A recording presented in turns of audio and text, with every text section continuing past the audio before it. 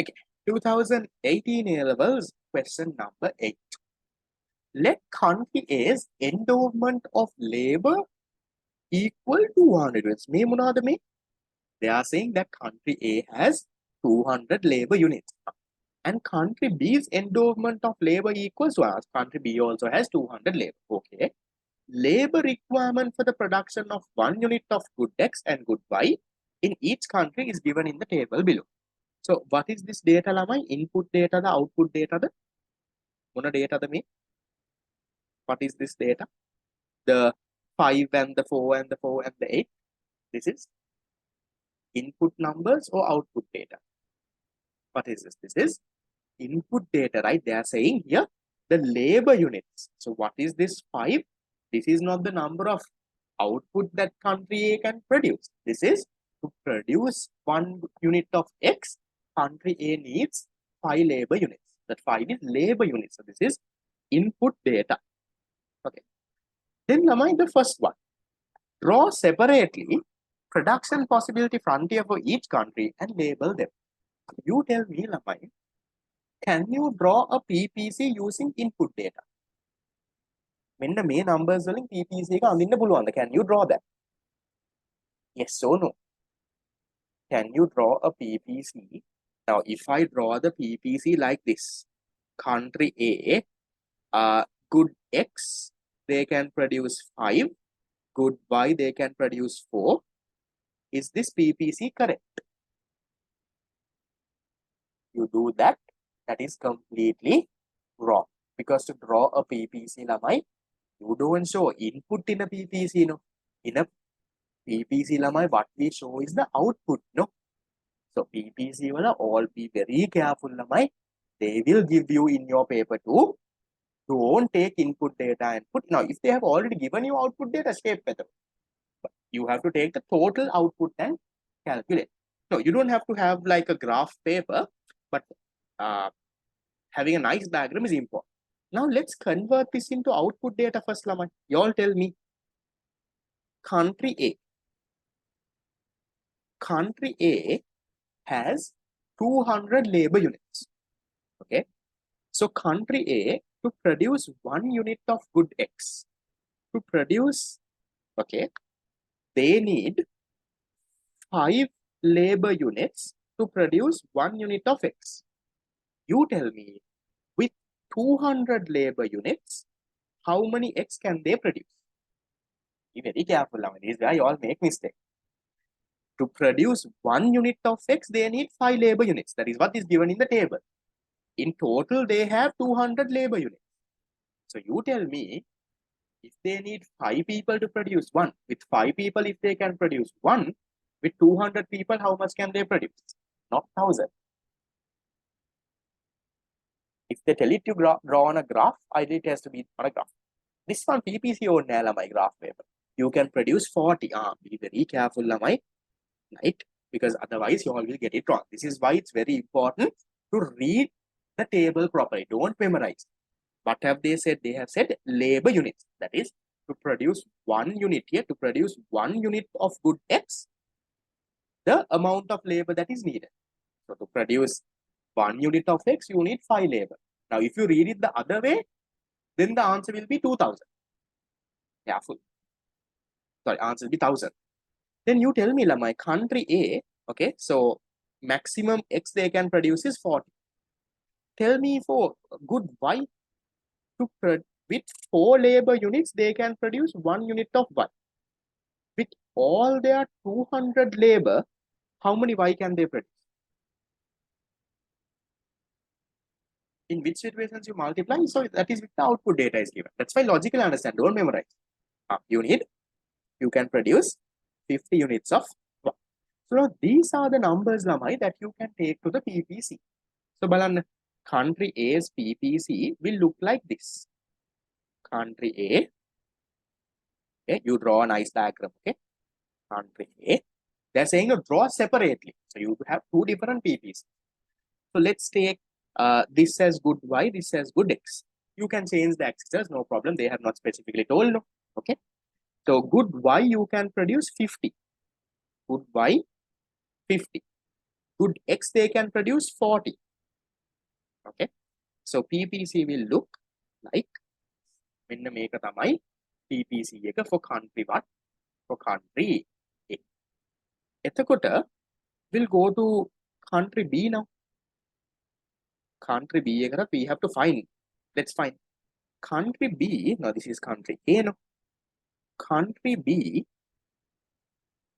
okay, with 4 labor units, they can produce 1 unit of X. You tell me, with 200 labor units, how many X can they produce? With 200 labor units, they can produce how much? They can produce 50 units of X. Therefore, take the other good Y. They need 8 labor units to produce 1 unit of Y. With 200 labor units, how much of Y can they produce? They can produce how much of Y? They can produce either 25 Y. So these are the numbers that you take to the PPC. Country B can produce 50X and or 25Y. You take the PPC. Okay. Now, Lamai, don't change the axis, right? For country, if you took this as Y and X, make it ekam ganna. Don't switch the axis in this. So we'll take Y and X. How much of Y can they produce? Only 25. See, I'm drawing this a little lower. Now, method 50, I took it at a higher rate. No? You see the proportion. Now, here 50X. So I'll draw the PPC like that is the PPC for country.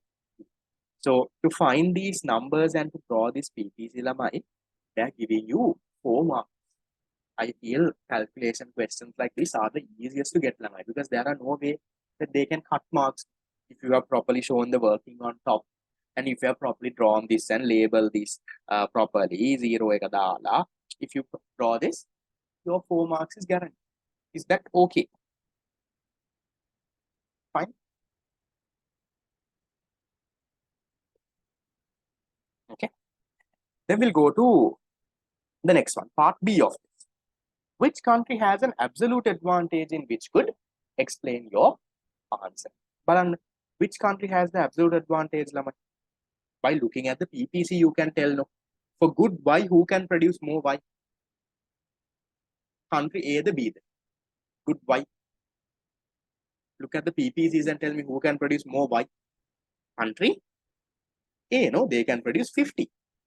Other people can produce 25. So these people. Then for good X, who has the comparative absolute advantage? A can produce 40, B can produce 50. So it's B. No, you don't have to draw it on a graph paper, not needed. You can draw it on your normal. But take a nice scale and draw, don't. This. Which country has the absolute advantage? You can say for good Y, it is country A. Country A. For good X, it is country B. Now, they ask you to explain also. What is your explanation, Lamai? Your explanation is, with 200 labor units, country A can produce 50 units of Y, while country B can produce only 25 units of Y. So therefore, country A can produce more goods of Y. In other words, they can produce Y at a lower opportunity cost. Therefore, lower cost of production. Therefore, they have the absolute advantage. Same thing for B. Same thing for good X. You can say country A can produce 40 units of good X. Country B can produce 50 units of good X with 200 labor. So country B can produce more with the same amount of labor. That means they can produce at a lower cost. So therefore, they have the absolute advantage. Yes, absolute advantage producing more output with the same amount of input. Okay. For anyone wanted to get a screenshot. Is that okay, guys? Can handle? No? Very simple, right? Absolute advantage thing. Or else you can give absolute advantage based on your table also. You can say these people use lesser labor, so they have for this. These people use lesser labor, they have for this. Both methods are correct. No problem. Then we'll go to part C.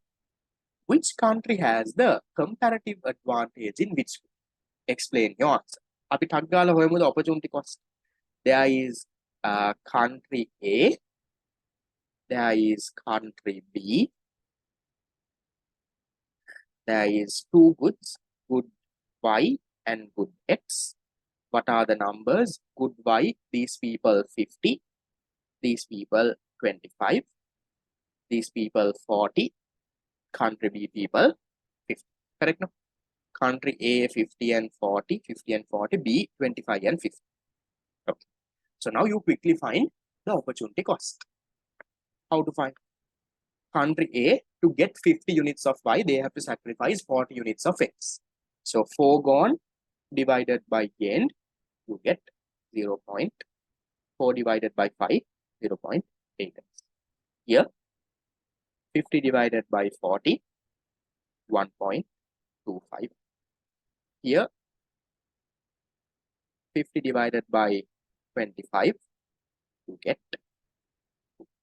Here, 25 divided by 50, you get 0.5. Okay. So we'll see who has the lower opportunity cost. For good Y, country A 0.8, country B 2. So they have the lower opportunity cost. Good X, country A 1.25, country B 0.5. They have the opportunity. So which country has the comparative advantage? You can say for good X. Don't use the input to find the opportunity cost. Now you already have the output data. Remember, you can't use input data to find opportunity cost in a paper 2, right? The shortcut you can only use for MCQs. The shortcut is logically incorrect. You to find opportunity cost, you can't use input data and find opportunity cost. We do a shortcut that is for MCQs. So in your paper 2, if they have given you input data and they ask you to calculate opportunity cost, you have to convert that input data into output data and then find, right?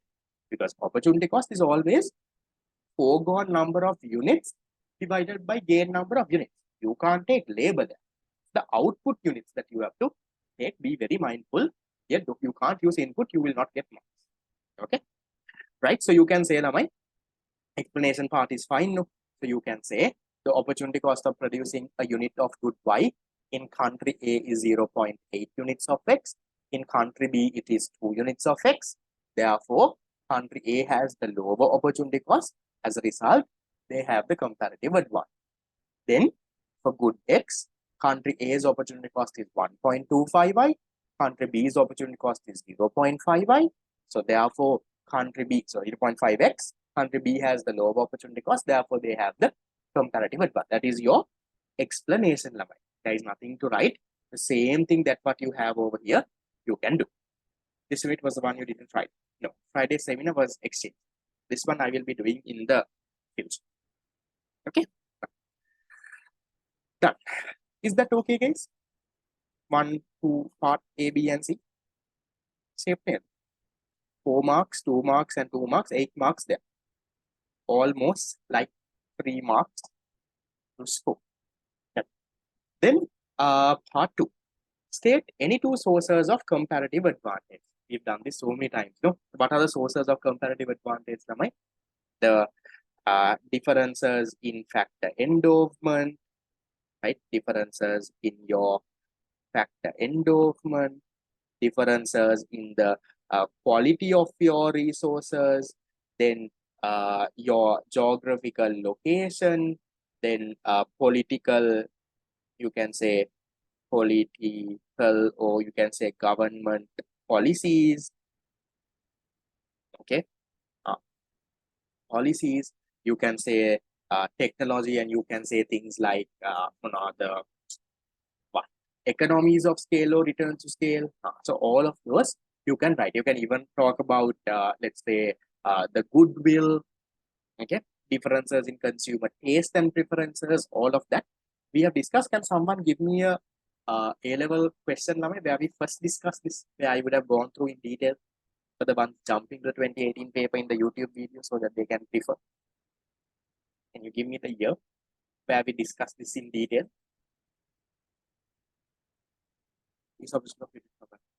Yes, when finding comparative advantage, you have to find the one with the lowest option. 2012. Okay, so the ones jumping to this question, go to 2012, question number 8, subsection 1. Okay, right. We'll go to number 5. What are the arguments for free trade? Now, see, Lamai, earlier they had argument. Now, free trade is the opposite of protectionism. What is protectionism? Protectionism is putting barriers, tariffs, danawa, quotas, danawa. That is protectionism. Now, free trade is the opposite of that. You tell me what are the arguments for free? Why should we have free trade? Why should we not have any tariffs and quotas? We should just freely trade. You give me reasons, Lama. Give me 4. They're asking what? You don't have to go in detail and explain all. Tell me. Why should we have free trade? You can use the disadvantages of protectionism into this. Disadvantages of protectionism can be used as advantages of this thing. Engage in it peacefully, okay, but you can think of reword it better. Why should we have free trade? Okay, first tell me the disadvantage of protectionism. Can you tell me what happens to prices of goods? Because of protectionism, what happens to prices of goods? When you put tariffs and all, prices of goods increase, no? That's a disadvantage there. You can write that as advantage here, no? So, arguments for free trade, you can say, can obtain goods. Can obtain goods at a lower price. If you want, you can make it a little bit more advanced. This can help it, right? You can expand this a little. This can help with keeping domestic price levels at a low level. You can, say that. Then what about the, what can you say about the technology, Lama? Remember, when there is protectionism and all, a disadvantage is the inflow of new technology can be, can go down because of so much of tariffs and quotas. Now, because of free trade, how can you turn that as an advantage for free trade? You can say, Lamai, okay, ability to obtain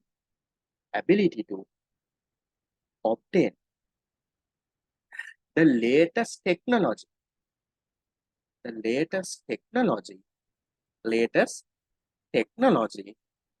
from foreign countries. You can say that. Now, what can you tell about the competition in the market? What can you say? No, now, arguments is not disadvantages. I told this before also. When they say arguments for, those are advantages. If they say arguments against free trade, then you write the disadvantage. Be very careful. We discussed this before. So what can you tell about this, Lamai? What was I saying? Forgot what was I saying. What was the point that I said? Third one? Competition, right? So you can say, Lamai, now when there is free trade, there will be high amounts of competition.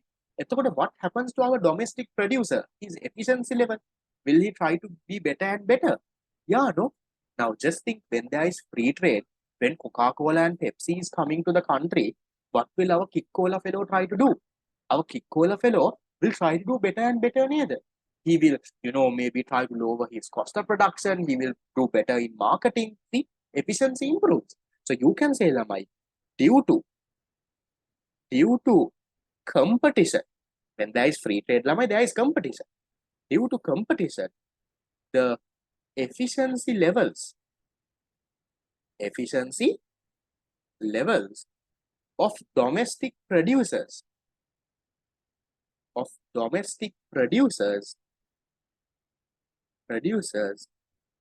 would improve. You can definitely say that. That's another one. Anything else? Because I'm going with the main ones. There are some other stuff as well. What about the quality of the products, Lamai? When there is free trade and all, what can you say? When there are so many goods coming from different countries, you can get better quality goods neither. Now, think, if we are only having vehicles made in Sri Lanka, will we have the Mercedes-Benz and the BMWs? No. So you can say, Lamai, okay, but ability to consume goods with high quality. So, Lamai, now for this one, Lamai, we'll expand it. You tell me when you can produce high quality and okay, we'll say increase choice. Good. And increase now see, we are writing only 4 lamai. So එතකොට ඔයා ලියනකොට 1 point, try to put 2 points together and write. Make a nice point. Now, you can write ability to consume goods with quality and increase choice as 2 points. So you put it together and increase consumer choice. You tell me, Lamai, what will happen to living standards when you can get goods at a lower price, when you can get a higher choice, when you get quality goods? What happens to the living standards? You can say, improvement in living standards. Improvement in living standards. Okay? So these are things that you can write, Lama. You all can write. Mainly, there are more answers than this. You can refer your past paper answer also. There will be more points than this. If you can write 5, it's enough, Lama. Then මෙතන 4 marks නේ. 4 marks කියන්නේ 4 points. But just to be safe, what have I always told? Write 1 or 2 extra points. Won't run out of time no on paper. So always Lamai, just to be safe. Okay, write the main points first. So when you all are writing, write the main points first, and then just to be safe, පොඩ්ඩක් තව එකක් දෙකක් ලියන්න. කමන්නේ. Don't write lies. Now, if you only know 4, write 4 and stop. If you know a little bit more, now don't write 4 correct ones, and for the last, they have only given 4 marks. No, 5th and 6th, don't write wrong ones. Then that ruins your answer. You write 4 correct ones. If you feel that there is a few more correct ones, you know, right, nothing to lose. So even if you have like made a grammatical mistake or something is wrong, your examiner will at least look at your other answers and give mark. But don't write wrong. Okay. Right. That is it with the 2018 paper.